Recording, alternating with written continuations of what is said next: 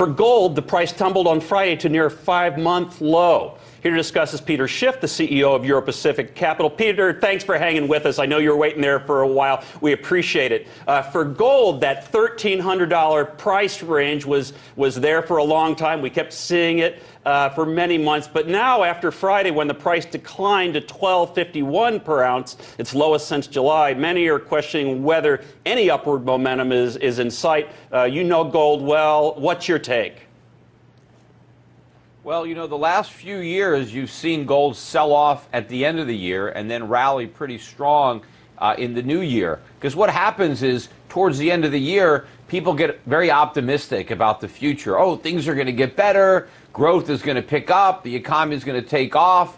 And so they get optimistic. They buy stocks. They buy the dollar a little bit. They sell their gold. And then the new year comes around and the hoped for rebound doesn't materialize. And then they buy the gold back and the dollar sells off. And that's, I think, where we are. I think there's a lot of misplaced optimism out there surrounding the tax cuts. You know, the Fed's supposed to raise rates on Wednesday. They probably will. So that rate hike has been supportive of the dollar and has been hurting gold. But once that rate hike is in the rearview mirror, I think gold will react the same way it has to the prior rate hike. I think it's going to go up. And I think the dollar is going to have a very bad year next year. I think this is the first year the dollar's been down in quite some time, but I think it's the beginning of the next major leg down in what has been a long-term dollar bear market. Okay, you piqued my interest with several things there. So, first of all, about the holiday time, the end of the year when people are optimistic, you're saying, Peter. Is part of that do we see part of the price of gold seen in the purchase of jewelry, or is that just a minor part?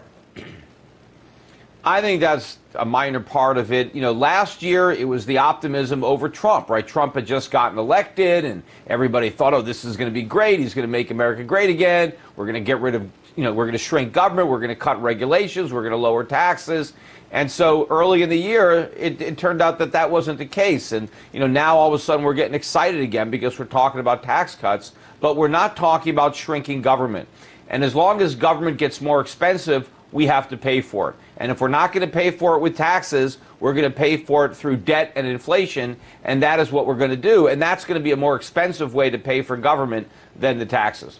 Okay. Now, just for our viewers who aren't following this like you do, Peter, give us the 52 weeks on the highs and lows for gold in the last year, or at least the range. Well, gold did get up around 1,300. I think it actually broke through it a little bit, but then it pulled back. But you know, it did get lower. It got down, I think, even around 1,200 earlier in the year, and that's kind of been the range.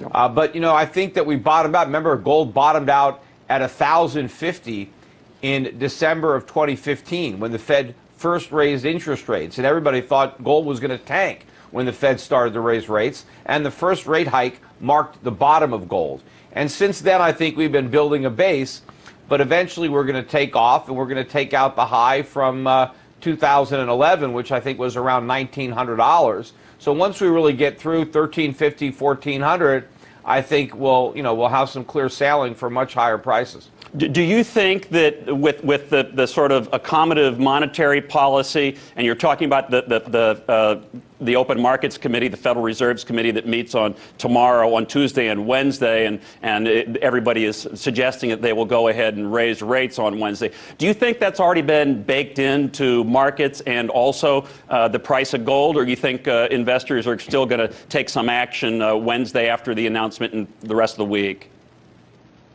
Well, I think what's been priced in is the fact that so many people believe that all this loose money can be withdrawn, that the Fed can reverse the policy or other central banks, that they can normalize interest rates, that they can shrink their balance sheets. None of this is possible. That's what the markets don't get. The cheap money of the past is going to be even cheaper money in the future. The Fed is going to have to abort the tightening. They're going to have to go back to zero in the next recession, which could happen a lot sooner than people think. They might even go negative. They're going to have to launch QE4. It's going to have to be bigger than 1, 2, and 3 combined.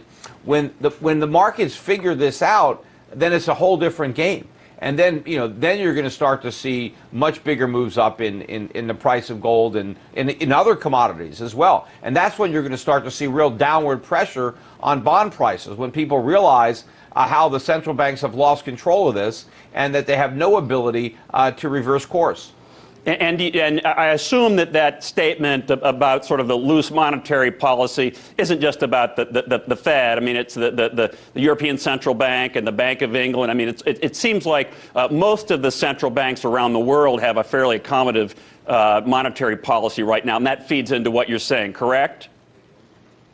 Yeah, everybody does, but ultimately I think the Fed is going to be the easiest, and that's what's going to catch the markets by surprise. We've got the most debts, and we can't sustain them ourselves. We have huge trade deficits in addition to our budget deficits. We have no real domestic pool of savings. We rely on the savings generated in Asia and other parts of the world.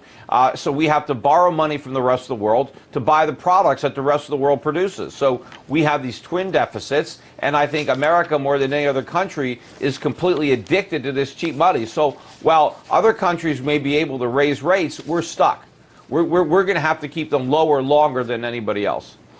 When you said that about debt, I read something earlier today, and I can't source it, but I really read it. It said that the tax bill would equal $8,000 of debt per household. And it's so ironic because traditionally, the Republicans, and for all my life, has been such deficit hawks, and this is adding to the deficit. Do you think that's going to have, just if we run it up the deficit, that's really going to have a longer-term impact on precious metals, Peter? Well, the Republicans are only deficit hawks when they're out of power. Whenever they're in power, right, then they don't care about the deficit. See, the Republican version of a free lunch is tax cuts for everybody, but they don't want to cut any government spending. So they only oppose government spending when it's the Democrats who are doing the spending. But once they're in power, they just want to spend as much as the Democrats. So it's all a bunch of politics. It's a theater. But yes, it is all going to benefit precious metals, because when the government decides to pay for its spending by printing money and borrowing money rather than taking it from us in a more honest manner, like taxes. So when the Republicans cut our taxes, but they don't shrink the size of government, when government gets more expensive and they reduce the revenue to pay for it, then where do they get the money? We don't get all the government for nothing. So they have to create the money. They have to print money. The Federal Reserve has to print money to buy the additional bonds that the Treasury has to sell to replace the tax revenue they lost. And that diminishes the value of the dollar. That causes prices to rise. So the way the government gets our purchasing power is through inflation. So instead of taking our money away from us, they leave us the money, but they take the value away from the money. And higher inflation is bullish for gold. You explained that very well. Thank you for that. I know our viewers appreciate it. Now, I can't let you go without getting into silver. Silver also dropped just about 50 cents on Friday at COMEX, the commodity exchange in New York, to $15.47. What's the latest on silver, and where have we been on that? What's the sort of been the year-over-year range on that, too, Peter? Well, it's the same thing as gold. It's got the same end-of-the-year problem. You have all this optimism. The Dow is hitting new highs. People are excited about it. And so, you've got a little bit of a profit taking. They used to refer to silver as the poor man's gold, but now they've got something, I guess, even cheaper, the cryptocurrencies. You've got a lot of people. I got a phone call today from a delivery truck driver who called me up saying he wanted to buy some Bitcoin. I didn't even know how he got my number, but he thought he just was looking. He was from Jamaica. He just wants to buy Bitcoin. I told him, look, I'm not a Bitcoin salesman. We're a brokerage firm.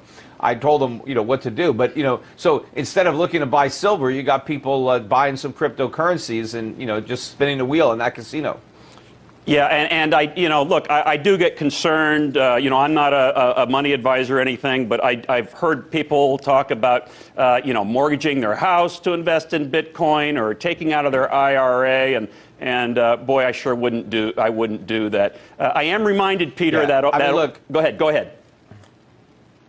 Yeah, I'm just going to say, look, this is probably the biggest bubble I think I've ever seen, and I've, witnessed quite a few in the short period of time that I've been around. The Fed central banks have kept money very cheap, and so they've inflated an abnormal amount of bubbles. I mean, this is not a coincidence that we have all this cheap money and we have all these bubbles. But, Bitcoin keeps going up. I'm in 17,000 today, and look, how big can the bubble get? I don't know. I mean, I'm not that smart. I'm smart enough to know it is a bubble, but I'm not smart enough to know where the peak is. But there's an old saying, right? Bulls make money, bears make money and pigs get slaughtered. And there are a lot of Bitcoin pigs, I believe, who are going to get slaughtered. So if you happen to own some Bitcoin and you bought them and you have some profits, sell. Now, I'm not saying you have to sell everything. You don't have to take it all off the table. You know, you can play with some of the house's money. But, you know, take some money, buy some gold, right?